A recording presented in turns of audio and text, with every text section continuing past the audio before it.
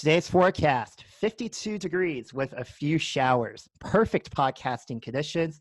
Hello, everyone. My name is Alex Chong. Welcome to Beyond the Books, where we go deep into the backgrounds and stories of our future healthcare heroes.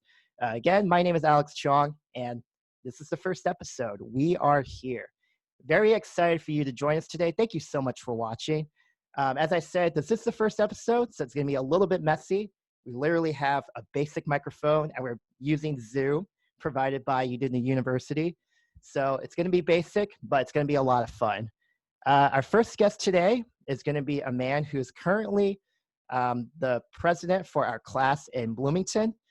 We're very excited to have him. Please give a round of sound for Sean Buehler. How are you today? I'm doing great tonight, Alex. I'm having a good day. All right, man. How have you been doing today? I've been good today. I worked a little bit today. So yeah, we're in the midst of this coronavirus craziness, and I have decided not to be a med student for a little while, and worked a little bit today, but then got to take the afternoon off and planned out a garden. I rented a community garden space for the summer. I've never done that before, so that was pretty fun. So what are you trying to grow in this garden? Yeah, so that was today's mission. I think I've decided this first year I'm going to stick to just a vegetable garden, see if I can grow anything. So I think this year we've got on deck tomatoes, cucumbers, arugula. What else am I doing? Kale, and then maybe some herbs. Excellent. Well, guys, as you can see, and this is the big saying that I want to keep in mind for every episode, Sean Buehler is more than just a med student, and we're going to find out why. Are you ready to get started, Sean? I'm very ready, Alex. All right, well, let's dive into it. So you grew up in Carmel, Indiana, correct? Yes, sir. And you went to Brebeuf Jesuit Preparatory School, right? I did go to Brebeuf, rep the prep. All right, awesome. So my first question is actually about Brebeuf, because you did this big service trip in Kenya over the summer. And then when you came back, you told Carmel Monthly magazine, quote, "I went to Brebeuf Jesuit, and that education ruined me in the best way possible. I can't imagine doing a job that's not directly involved in service." What did you mean by that quote? And what did Brebeuf teach you as you were doing all of these service projects? Yeah, so Brebeuf, for those of you who might not know, is a Jesuit Catholic school. So the Jesuits are a priestly order in the Catholic faith, and their big sort of two-pronged approach to life is service and education. So obviously the schooling is the education part, but their motto, or our motto at Brebeuf, was basically making men and women for others. And I remember my freshman year there, I thought it was just an expression they were saying, sounds good to put that on marketing materials and send it out to parents who are going to spend a pretty significant amount of money to send their kids there. But by my senior year, I had totally drank the Kool-Aid. They go beyond the idea of simply doing service because, it's something you should do if you have privilege, right? Which I'm a very privileged person, have been and will always be. They go far beyond that to seeing that service is an opportunity to find and grow solidarity with anyone you're serving. What I like about that is that it's not simply this sort of white savior complex where, yes, I'm a privileged person, I have financial resources, I have time resources, and I can come volunteer once a week or something like that, right? And there's nothing wrong with volunteering once a week. But the mindset that Brebeuf helped instill in me is that we're not just there as white savior complex or rich savior complex. We are there to foster solidarity with the people we are serving. We want to understand their struggle. We want to put ourselves in their shoes and see what life is like for them. And then having that understanding, or as close to understanding as we can be, we want to then see how from our position of privilege, can we try to lift them up?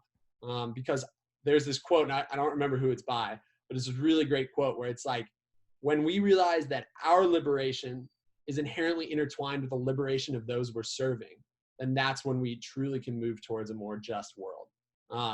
And Brebeuf, totally brainwashed me in the best way into that belief. In that now, if I'm having a really bad time in life or I feel really challenged, I really can double down on service or figure out ways to get more involved with the populations I care about. And it's the greatest opportunity for me to feel grounded again and to remind myself what truly matters and to see through all the BS out there. Yeah. So kind of what I got from what you're saying is that you don't go there only just to like help out the people, but you get to know the people that you're actually helping.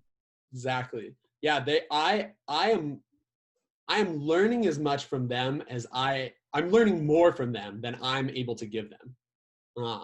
What's So something you've learned from one of the projects, any of the service things you've done in your life?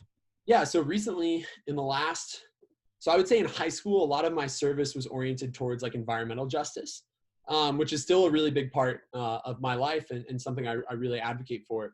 But I will say in the last 4 or 5 years, a lot of my efforts have shifted towards the idea of homelessness and poverty.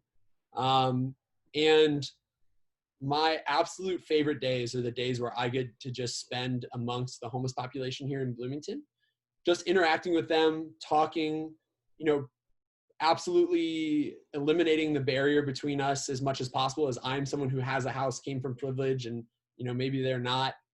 But the lessons I've learned from them are simply that I think the biggest lesson I've learned is that we all are looking for the same things as human beings, right? Like they want to feel loved. They want a family. They want to be able to provide for themselves and the ones they care about. They want to feel a sense of community.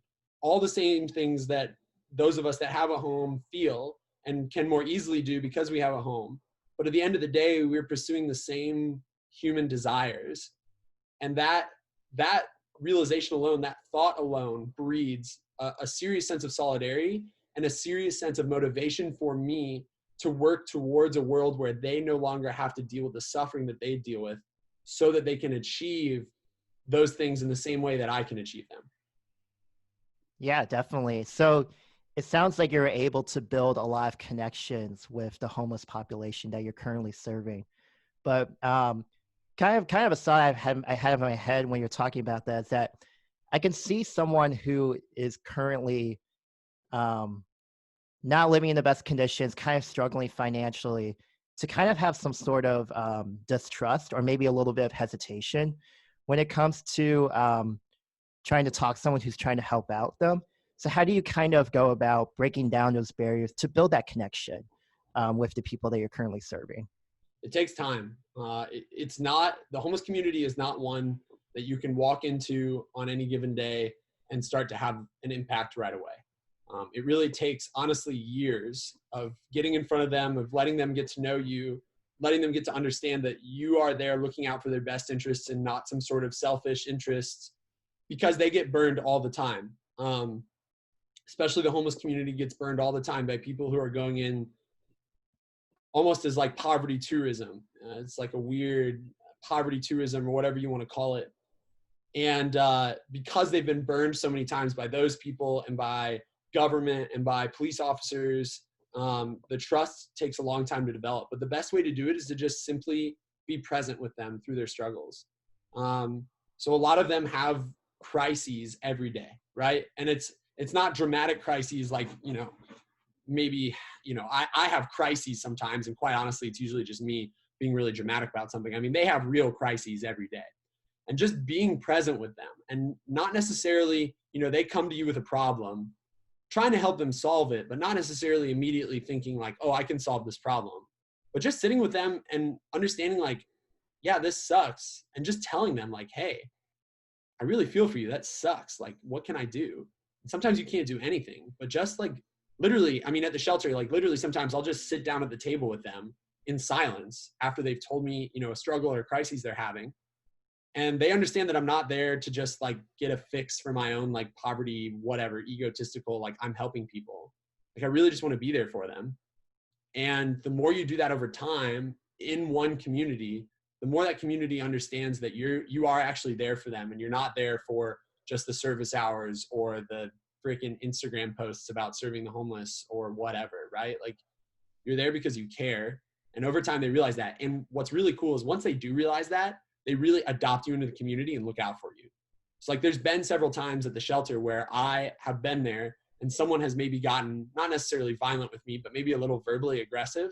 And the rest of the community will come to my defense. either physically or like will step up and like say something to them because they know that I'm there for them. I got their back and they get my back too. And that's really cool to see. Got you. Yeah, I mean, I think that's a great point, because I feel like building those connections just really starts to break down the barriers and can really help not only make like the financial or the service impact, but sort of the mental and the emotional impact as well. Because it's like, no, I'm not here just to like, get volunteer hours or like serve myself. I'm literally here because I care about you. So Yeah. that's really awesome. So my next question is that, so obviously you're heavily involved with the homeless shelter here in Bloomington. Like that's a big part of what you do for service.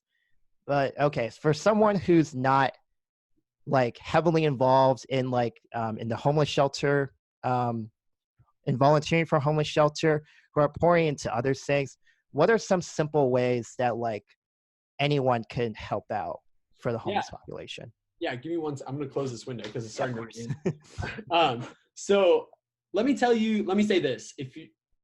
I would love if you come to work with the homeless population, because I believe that the issue of homelessness is sort of this melting pot of all of the woes that we face as a country. So we have poverty, of course, is like the most obvious, literally no physical homes, but that comes with like housing insecurity, rent like policy, landlord policy, right? Mental health and addiction, healthcare access, because a lot of people become homeless because of medical bills and bankruptcy. The prison system, and how when people come out of prison, they become homeless because they're felons and they can't get jobs.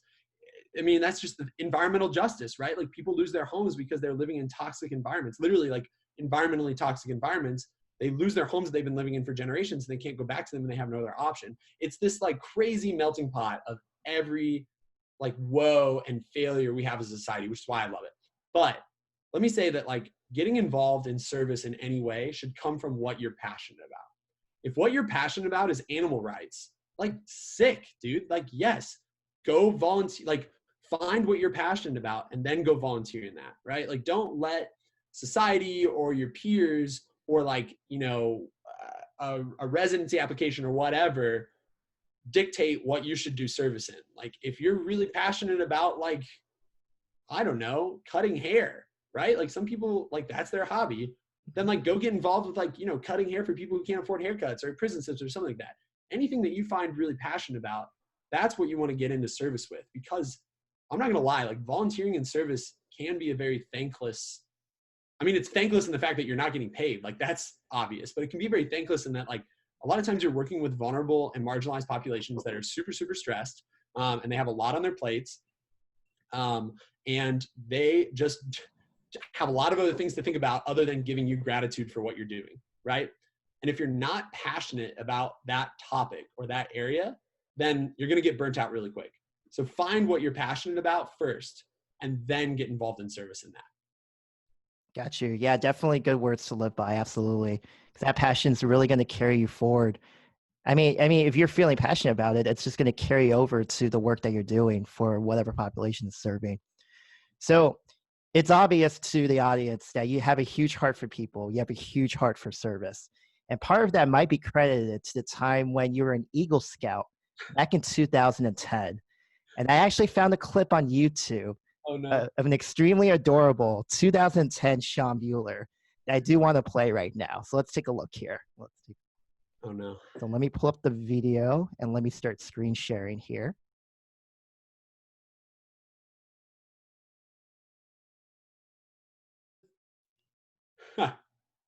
So Sean, from 10 years ago, you became an Eagle Scout. What do you remember about the time while working up the ranks in order to, because it takes a lot of work in order to become an Eagle Scout. So what do you remember about that time? So first thing I have to say is that I have to give a huge shout out to my mother, because without her, I would have never gotten my Eagle Scout. In 2010, so I finished most of my Eagle project as a freshman in high school. And my mom knew that the longer I got into high school, the way less motivated I was going to be to finish my Eagle rank. And I kept telling her, she's crazy. Like, I've got plenty of time. You have to get your Eagle before you turn 18. I was only 14, 15 at the time. I was like, I got plenty of time. She's like, no. She didn't let me go play with my friends. She didn't let me like go out until I finished like my Eagle plan and my binder and submitted everything.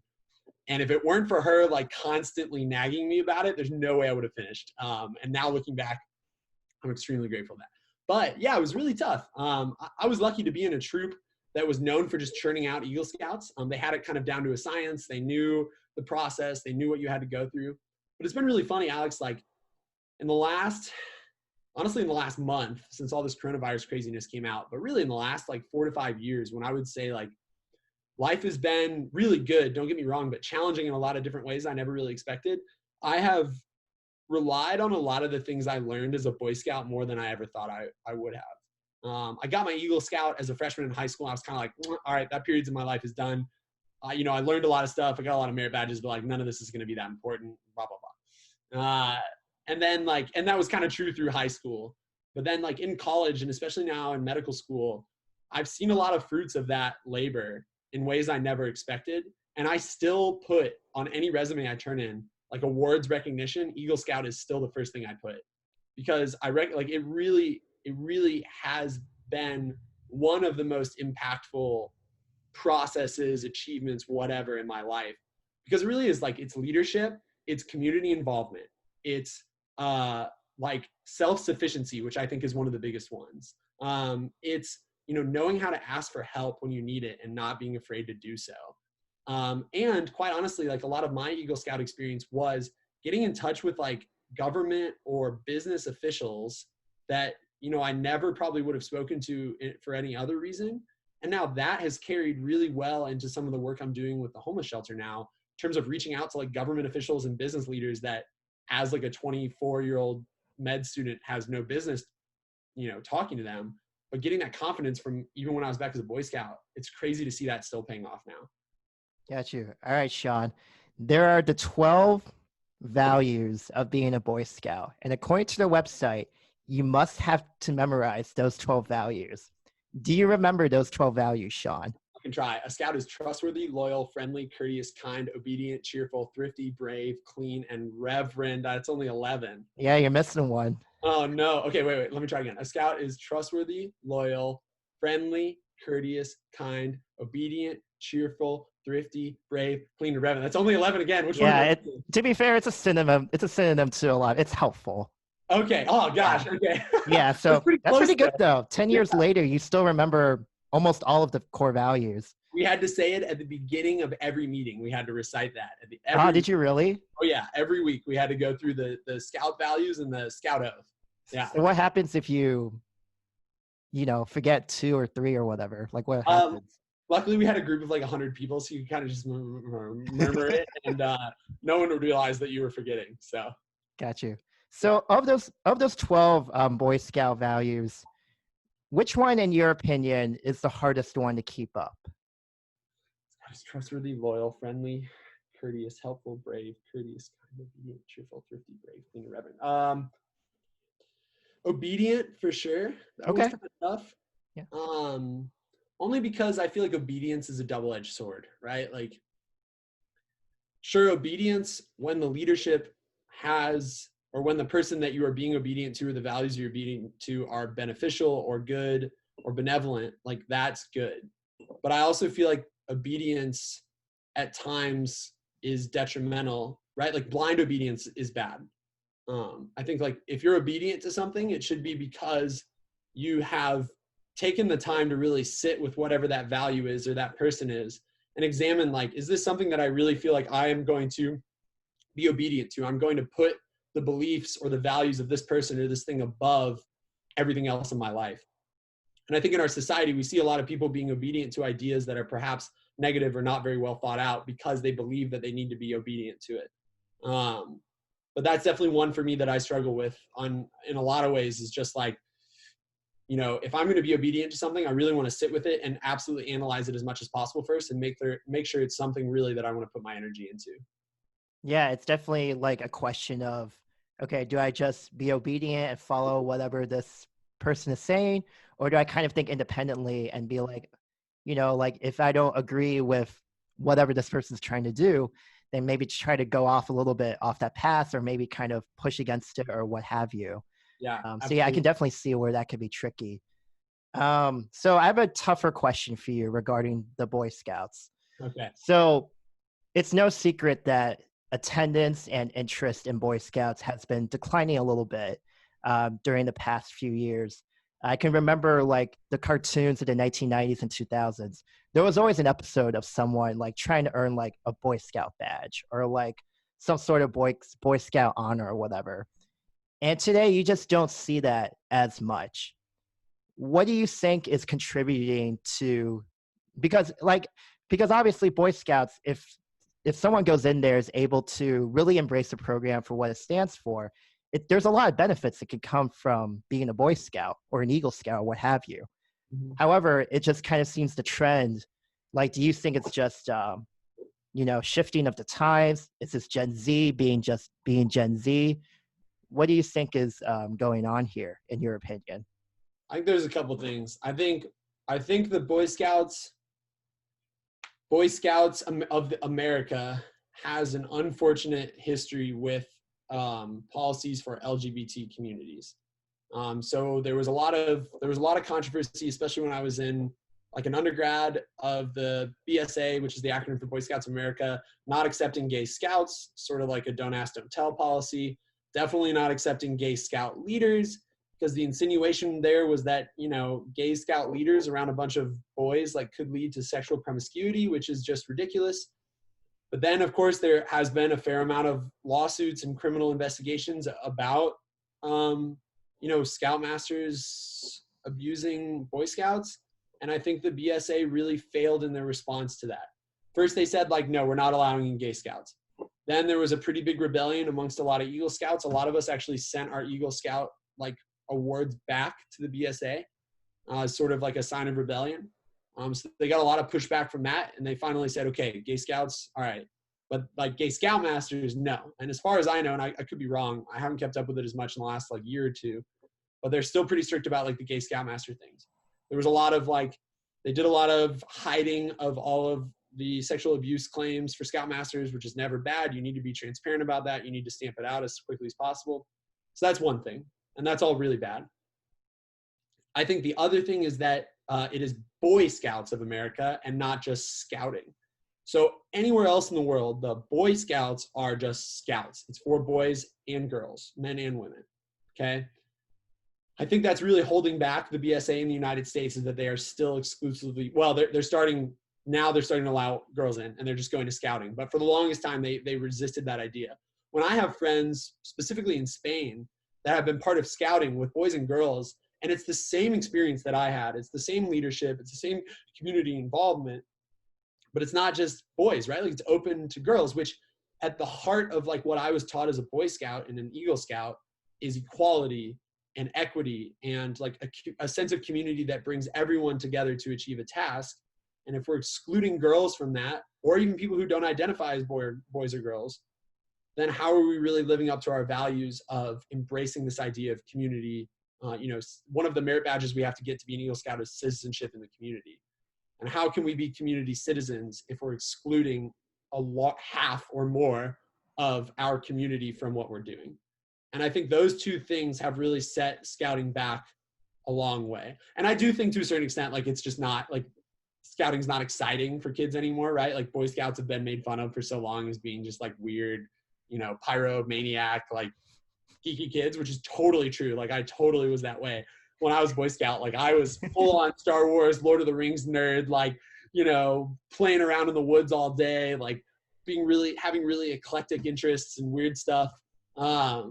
But like, man, it was also the most fun.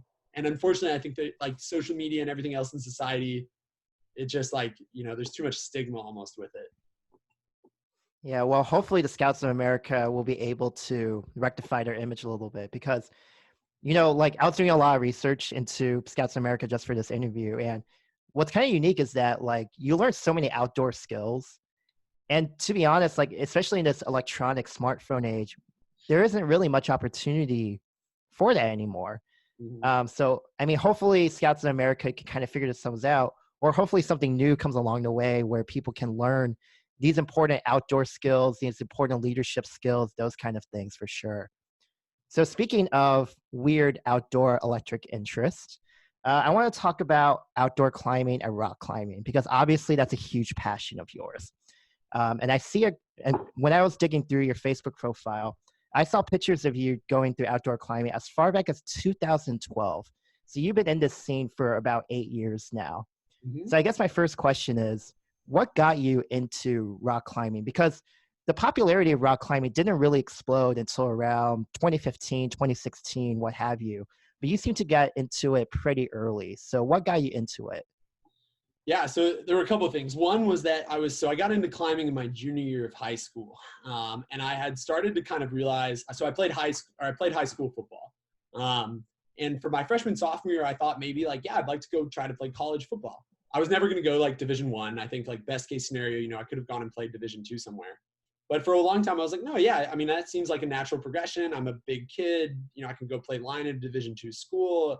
I have a lot of fun doing it, and oh yeah.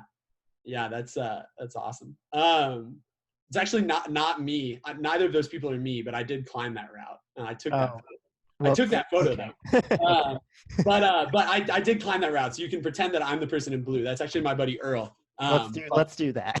yeah, yeah, no, that's totally okay. I was the same spot he was, just slightly before that. So yeah, so I kind of realized like, oh, maybe I'm not going to play college football. So what's next then? And then at the same time, so my cousin Phil has always been a really big role model for me.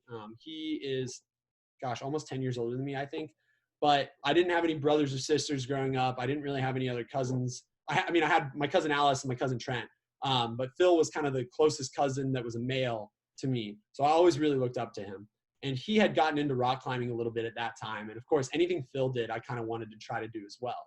And he had told me that he had seen this documentary called 180 Degrees South. And if none of you have watched it, I would recommend it. It's a really fantastic documentary that it's just this really epic adventure these people take. They leave from San Diego, they sail all the way down to Patagonia, and they go like climb a bunch of mountains in Patagonia. And I saw that movie and I was like, holy crap, that looks awesome. Like rock climbing looks so cool. And the next day I grabbed a couple of my buddies, and luckily enough, there was a little climbing gym right by my house in Carmel called Climb Time Towers. Not Climb Time Indy, but Climb Time Towers. We went there the next day and I was freaking hooked. The first day I was there, I couldn't even get to the top of like a 12-foot wall on basically like ladder holds. I was 245 pounds. I was not like overweight, but I was a thick kid from football. And I was hooked immediately. So I think that was like February of my junior year of high school. By April, I had a membership there. By June, I was on the climbing team. In the fall, I had to take some time off to play football again. And then the minute the football season was over in October, November, I joined the team again. I bought a membership, and then I started working there like several months later. And the rest is history. It has been the most fulfilling, the most incredible, the most life-giving thing in my entire life. And I'm really honestly like struggling the last month without it. I mean, outdoor climbing is closed everywhere. Climbing gyms are closed everywhere. It was my biggest outlet for stress relief and for just happiness. And I know the rock's not going anywhere. That's the good news. So, no matter how long this coronavirus takes, 2 months, 6 months, a year and a half, a rock is going to be there for me to get back on it and love on it when this is over. But man, like something about being on the wall, just me and the rock, just me and my mind, like it's an incredibly euphoric place for me. And it's brought so much good to my life in so many different ways. Yeah, you seem to do a lot of traveling as well, getting to explore a lot of different cultures and things. You've been to as close as Red River Gorge in Kentucky, all the way to Mexico at El Porto Chico. I hope I'm saying that right. But I guess my next question is that is there like a particular story or a particular memory from all these trips that you got to go and explore in America and Mexico during these climbing trips? Yeah, I think, man, there's so many good ones. Let me think of like one that's really stuck out to me. So my buddy Earl, who's climbing there, he's in the blue shirt in this picture. Earl and I started climbing together when I was just a freshman here at IU. And he's still one of my best friends to this day. I haven't talked to him in a while. He lives out in Boulder, Colorado now. But we've taken some really sweet trips together over the years. This one to Red Rock outside Las Vegas, Nevada, which is one of my favorite places to climb. But it was 3 summers ago, I was on this 5-week road trip out west, just doing a bunch of climbing. And I had never got to climb in Rocky Mountain National Park, which is sort of like a mecca for climbing amongst climbers, if you will. It's almost like you have to make a pilgrimage there. Yosemite is probably like the mecca. I haven't been there yet, but Rocky Mountain National Park is close. And he and I got to climb this pretty relaxed route on a mountain called Hallett Peak in Rocky Mountain National Park. And it's a pretty striking feature. It takes about an hour to hike up to it. It's this beautiful alpine lake and this massive sort of like granite wall.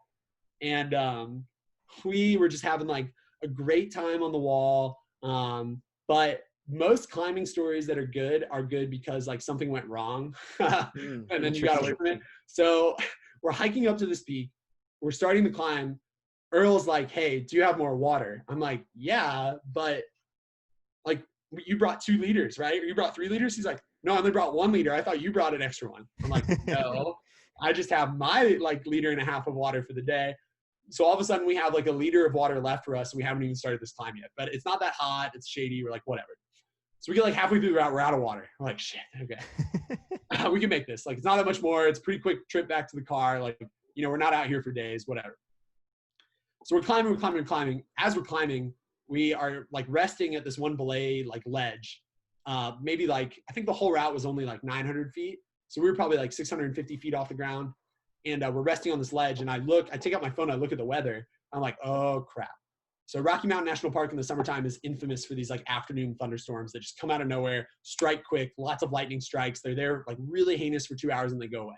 And the general rule of thumb is you want to be back in your car by that time. And we were not going to be back in the car by that time.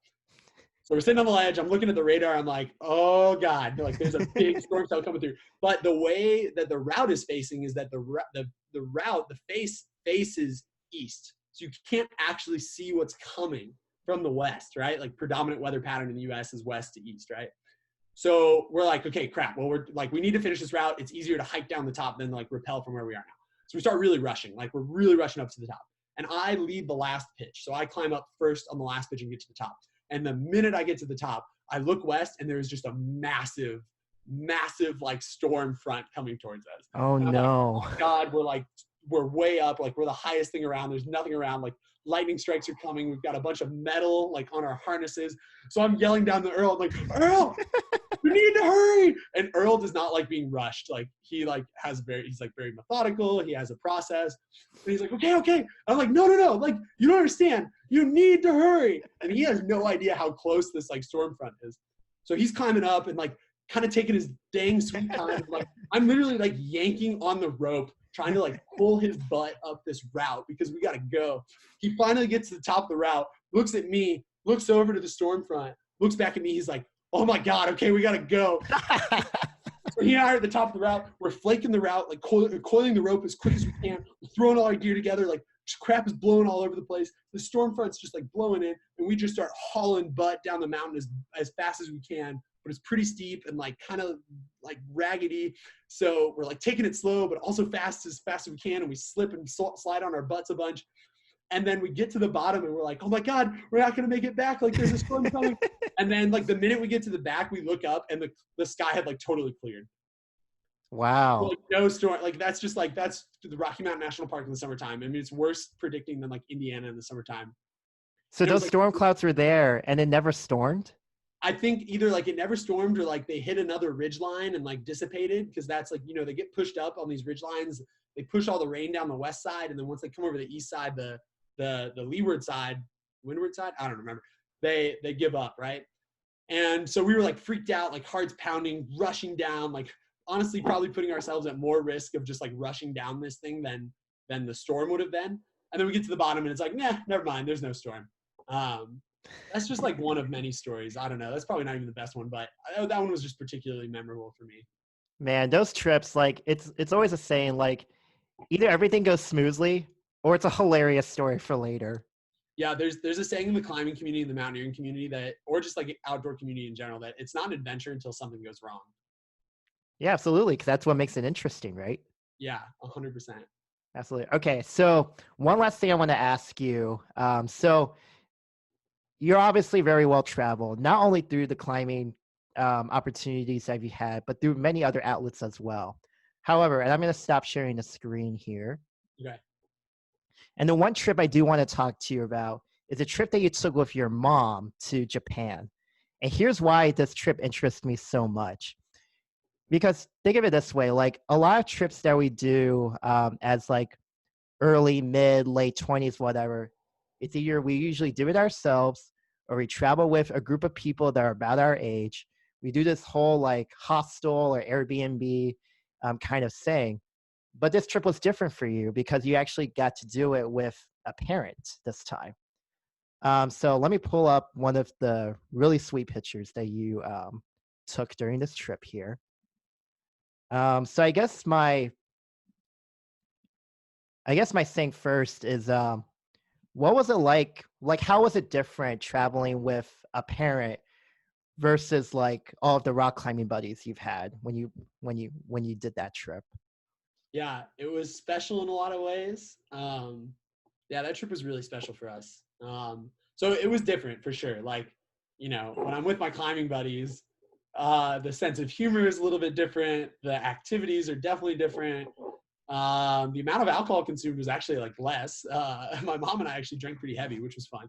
But yeah, I mean, it's a different vibe for sure, undoubtedly. Like, I go out there with my buddies and it's like more often than not, when I travel, at least when I travel internationally for climbing or like to the Western US, it's usually a bro trip, right? Like that's not really a planned thing. It's just how it's worked out the last few years. And with a bro trip comes a lot of like, silly, dumb humor, like ridiculous conversations, lots of beer. And that's just like fun in a different way. And a lot of like, spontaneous, like, oh, let's go do this right now without any planning. And it's like, okay, cool. With my mom, it obviously wasn't that way. But my mom and I, so like I'm definitely a mama's boy. We get along really, really well. We've been through a lot together over the years. And I think because of that, we've grown a really tight bond. And we've traveled together before, not just the two of us. Well, a little bit just the two of us, like around the US, but not internationally. We've done some group trips internationally. And I won't lie to you, man, I was pretty like intimidated by it because it was a long trip. It was like 10 or 12 days for us. It's a lot of time to spend with just your parent when you haven't been with them for a while. But honestly, we made it through the entire trip without ever getting on each other, without ever fighting, without even really raising voices with each other. I think a lot of that was just because we were so awestruck by the people of Japan and the culture and the beauty that we were like surrounded by at all times. But I also think it's just like, it's kind of the phase of life that we're getting into now where, there were a lot of reasons that I wanted to leave Indiana for medical school. Like a lot of reasons, and there were a lot of times I've regretted not leaving Indiana for medical school. But one of the reasons that I will always be thankful for staying here is that I get to spend so much quality time with my parents now when I'm young and single and I don't have a family to worry about, and they are young still and can do things with me because that time is fleeting. I think coronavirus is definitely bringing that even more to the forefront, right? But I think that this trip for us was it's something we had been planning for years. We have some family friends that live in Japan. To give some background, we wanted to go see them. We've been wanting to go see them for years. The timing never worked. Either the timing for me didn't work or the timing for her work didn't work. And finally, we had this perfect opportunity of winter break this year to do it. And there was still some hesitation on our part, I think just because it had never worked out before. And we were like, well, it's definitely not going to work now, even if we plan it. But we booked the tickets and it was like, wow, this is real. This is happening. We made the plans and it was one of the most incredible trips of my life because of what I got to witness, but also because I got to witness it alongside my mom.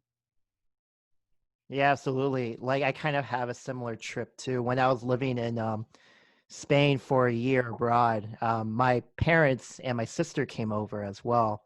And especially my parents, they're just not like an adventurous traveling type. So I think I kind of had hesitations too. It's like, is this really going to work? Are they really going to enjoy this? But I was really surprised. They were very open into seeing new things, and I definitely felt like I've learned. I felt like we grew a lot closer. I mean, we did have our fair share of arguments of like, what do we want to do today and whatever. But it was kind of interesting because we got to really learn about each other and have that quality time. Because I really think that like that prospect of having like an international trip in an environment that's not as familiar as you, it just really strips down those barriers because everyone's just feeling like a little bit vulnerable. So it's just kind of it just creates the opportunities for people to grow closer with one another. Was there something you learned about either your mother or like the bond between you and your mother during the Japan trip? I think what I learned is that, yeah, I think I saw a lot of, how do I put this in words? Let me think about this. I think on this trip, I realized how much I was my mom's son. Mm. Like I saw her interacting with people in Japan and our family friends and strangers. And I saw her interacting with the environment, and I saw her like interest in certain things, and realizing like, oh, I act that way because she does, right? Like I act that way with people because I learned it from watching her. And I'm super happy about that. And it was so humbling for me to realize, because it's so easy, when I'm out on my own in the world or living away from my mom or my parents, to, to be like, oh yeah, I'm uniquely me, which is true. But to have this really raw and genuine opportunity to see all of the habits that I had picked up over the years subconsciously from her, in all really fantastic habits, to see those like played out in an opportunity where I could observe them as a third party and realize like, whoa, like I am like my mom's son in a lot of ways. Like it was really cool for me to realize that, and to hope one day, that I can pass on the same thing to my kid or my kids one day. Yeah, it's so interesting how similar we are to our parents, whether we want to admit it or not.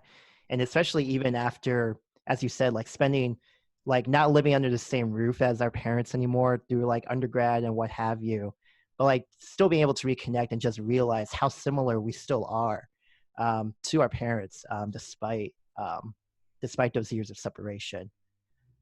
Okay, so we're running a little bit short on time. We've been running for about 40 minutes now. Okay. For the audience out there, there'll definitely be a part 2 of Sean. I had a question list on here, and we didn't get to half of them, so that's okay. But hopefully we have better technology, and hopefully this will run a little smoother and this kicks off the ground a little bit higher. But before we go, Sean, is there anything you want to add? Is there anything you want to add before we close this episode? Yeah, I don't know when this episode is going to be posted, but I have a feeling it's still going to be in the midst of all this craziness. Mm-hmm. And something I've been reflecting on a lot is this idea of joy. And I've been posting in a lot of my, like the stuff I've been posting on Instagram, which I need to get off that freaking thing. I'm on there too much, but a lot of what I've been posting is this idea of like, seek joy. Seek joy now in the middle of this like absolutely unprecedented, crazy, terrifying, sad times. Seek joy when it's over. Seek joy when you're feeling sad. Seek joy when you're in the hospital 6 months from now on a rotation that's really hard for you, and your attending is yelling at you and like you don't feel like you can be a doctor. Seek joy, and seek those like small moments of joy. And through this craziness, I've really been reflecting and reading and listening to a lot of podcasts on this idea of joy, and how like people will ask me, how can you even try to find joy in a time like this? And my response is like, how can you not? Like joy, in my opinion, joy is most easily found when everything else is scary and dark, because it's so much easier to realize those good things. And because it's so much easier to realize and see those good things, it can be, if you choose it to be, so much easier to take those good things, to forget all the rest and to really focus on those good things, and to realize how special they are and have gratitude for them. And move through it. So I would say to everyone that's listening to this, if we're still in the midst of this craziness when this gets posted, to take the opportunity every day to seek out those little moments of joy, those little moments of delight. And we will get through this, and then there will be so much joy on the back end. Absolutely. I mean, obviously this is a tough time for a lot of people. However, there's a lot of good things that we're seeing from all of this brokenness. Some of the things are like just the nature outside and just taking a walk around the neighborhood and just appreciating where you are and kind of the neighborhood that you have. Also like building the bonds that you have with the friends and family, just really appreciating the time that you got to spend with them and still be able to through networks such as Zoom and what have you. and also seeing the goodwill of human beings just in general, just all of the self-sacrifice, all of the inspiration, all of the services that people are offering, whether remotely or in person. Definitely a lot of light in this dark period of time. Sean Buehler, thank you so much for being in this first ever episode of Beyond the Books. You are the original first guest. This will be history. If this podcast ever kicks off, you will be in the history books for sure. I feel very honored, Alex. I'm really excited about your idea for this project, and I'm really, really, really stoked to see and learn about my classmates across the state. Like really, really excited to get to learn about people outside of med school. All right, well, there you have it, folks. Today, we proved a point. Sean Buehler is more than a medical student. Thank you guys so much for joining the first episode of Beyond the Books. Have a good rest of your day and talk to you soon. Thank you.